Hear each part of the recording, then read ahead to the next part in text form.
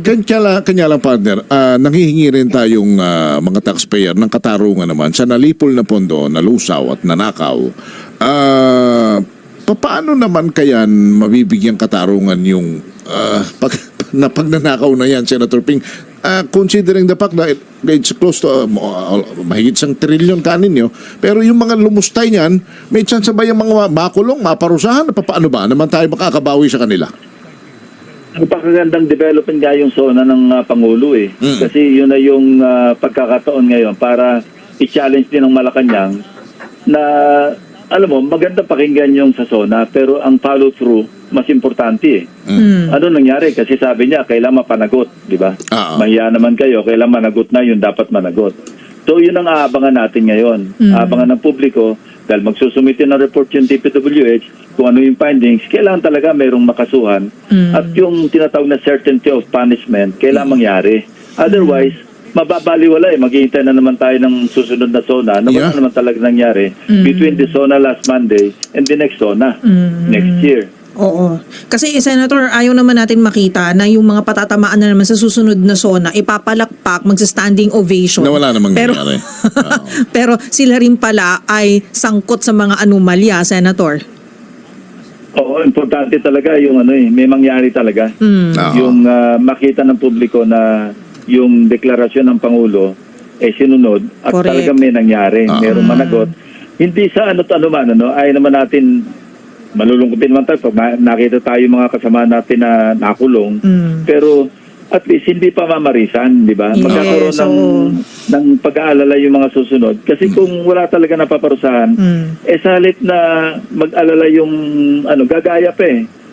Bakit kayo lang? Ako rin, wala naman nangyayari. Di pwede na rin pala ako. Correct. Sen, ang bayan ay nakikinig. Malaki ang kumpiyansa sa inyo na kayo'y hindi titigil sa paghahanap ng katotohanan at katarungan dito sa mga... Okay mga babayan, yan po si Senator Pampilo Lacson. Si Pampilo Lacson po ay galit sa mga korap na mga politiko, mga kababayan. Kung yung matatandaan, ito pong si Senator Ping Lacson lamang ang hindi tumatanggap ng pork barrel. Yun nga po, paano po magkakaroon ng katarungan doon po sa mga nagnakaw, lumustay ng pondo ng bayan. Katarungan para doon po sa mga nagbabayad nating mga taxpayers, yung mga kinukolektang tax ay napupunta lamang po dito sa mga hinayupak na mga politiko, mga kababayan. Dapat pong may maparusaan. Kung inyo pong narinig ang sinabi ni Senator Pampilo Lacson, malulungkot daw po siya kung makikita niya na makukulong ang kanyang mga kasamaan. Sino po ba yung mga kasama niya? Mga senador po ang mga kasama niya dahil senador si Ping Lacson, mga kababayan. Kaya kung mapapatunayan, yung mga umaligas-gas na bulong-bulungan na tinatawag na ham and cheese insertions, kung totoo man po ito, sana may makulong mga kababayan. Pero mga kababayan, ulitin po natin, pakinggan po natin yung sinabi ni Senator Ping Lacson, mga kababayan, para doon sa mga ham and cheese insertion, mga kababayan, kung may mga kukulong, o yung mga kongresista, mga senador, na lumulustay sa taong bayan, ginawa niyong utang ang mga Pilipino, sabi nga ni President Bongbong Marcos. Tapos sabay palakpak, nagkatinginan pa sila, mga kababayan. Malulungkutin naman tayo pag nakita tayo mga kasama natin na nakulong. Pero at least hindi pa mamarisan, di ba? Ayan po mga kababayan, dapat may makulong. Para nga hindi naman pamarisan. Ikaw kasi nagiging modelo ka. Saan ka pa nakakitang senador, may ikaw, mga kababayan. Dapat isa kang ehemplo sa mga kabataan, modelo. Isa kang mataas na opisyal. Kaya itong mga gumagawa, yung mga nilulustay, yung pondo para sa flood control project mga kababayan na napakadaling masira. Lalo na dyan sa Pampanga mga kababayan, nasira na yung flood control. Kawawa po ang ating mga kababayan dyan sa Pampanga.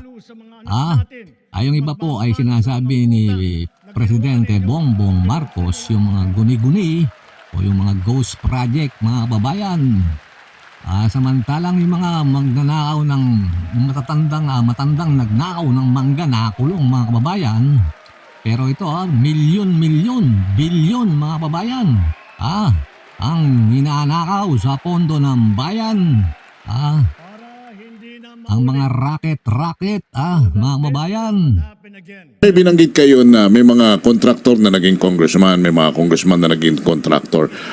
My question is, sa mga nakalipas sa administrasyon, without furthering the details, saan ho nangyari ang pinakamalaking kurakutan sa flood control? Yan po, narinig nyo mga kababayan yung contractor na naging congressman naging contractor. Ginawa niyong utang ang Pilipinas yung kay BBM, tapos nagtitinginan pa kayo bago kayo pumalakpak. Ang daming mga kontraktor na nanonood nung sona ni BBM mga kababayan. Di kaya sila na sabay lunok mga kababayan, nangapalunok sila. Di kaya sila naiya sa sarili ng mga kababayan na sila ang tinutukoy ng ating presidente. Yung mga pondong nilulustay nyo, mga hinayupak kayo. Mga pera ng mga taxpayer na nagbabayad sa gobyerno. Tapos, pinubulsal nyo, mga hinayupak kayo, magpapagawa kayo ng mga flood control project na wala naman. Magpapagawa man kayo, substandard. Sabi nga ni Senator Ping Lacson, di bakal yung nilalagay, yung iba, kawayan lang. Inuubos nyo ang pondo ng bayan, mga hinayo pa kayo. Kaya dapat sa inyo may makulong, may masambulan. Sabi nga ni Senator Ping Lacson, pag walang nangyari dito sa mga investigasyon na to, o kung di paninindigan ni BBM mga sinabi niya, magabang uli po tayo sa susunod na zona ni BBM kung ano yung sasabihin niya. Sana po yung mga sinabi ni BBM ay panindigan niya mga kababayan. Kailangang may maparusahan. Sana nga may senador na makulong, congressman na makulong, para la hindi pa marisan. Sabi nga ni Senator Ping Lacson mga kababayan. Kaya abangan po natin itong ginagawang investigasyon ni Senator Ping Lacson mga kababayan. Mabuhay po kayo! Mabuhay po ang Pilipinas mga kababayan!